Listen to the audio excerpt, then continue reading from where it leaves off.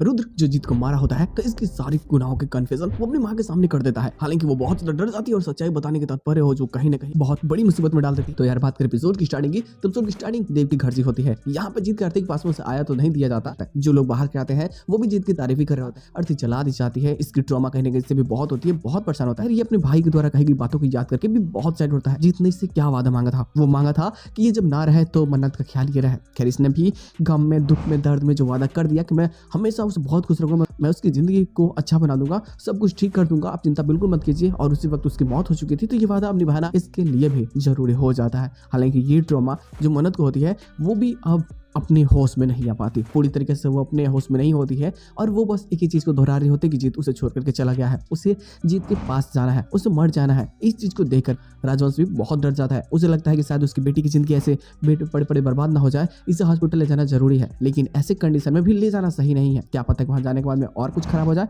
क्योंकि अभी फिलहाल वो ठीक हो सकती है, फैमिली सपोर्ट की उसे जरूरत है। लेकिन अब डॉक्टर सलाह ये देते हैं जो साइकोलॉजी के होते हैं कि देखो अगर सब कुछ ठीक करना है तो उसकी शादी किसी ऐसे इंसान से कर दो जिससे कि इसकी कड़वियां बढ़े और शायद ये अच्छा फील करे। तो इसके लिए देव ही एक ऐसा इंसान होता है जिससे कि शादी की जा सकती है। रुद्र से मन्नत शादी नहीं कर सकती, पूरे समाज के सामने उसने बोला था।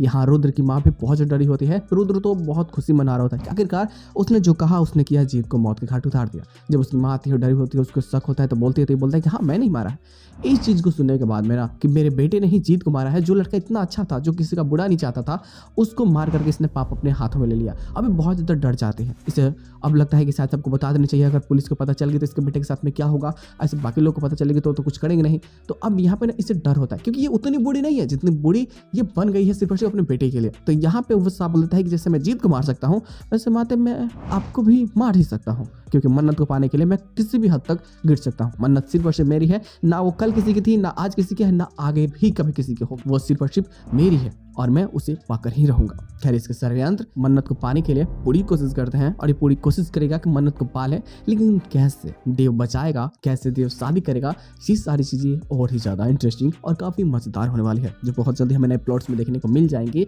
नए एपिसोड जो होंगे वो काफी बेहतरीन हो सकता है। स्टोरी लाइन तो डाइवर्ट हो ही गई है, तो देखते हैं लोग ये नफरत की स्टोरी लाइन कैसे आगे खुद को बढ़ाती है और कैसे हमें नई नई चीजें देखने को मिलती है। तो बस यार इसके साथ में एपिसोड की एंडिंग कर जाते हैं, कुछ ज्यादा चीजें होती नहीं बट फिर भी ये काफी इंटरेस्टिंग है। तो बस आज के एपिसोड बस इतना ही, हम लोग मिलते हैं बहुत जल्द किसी नए वीडियो के साथ में, तब तक के लिए बाय।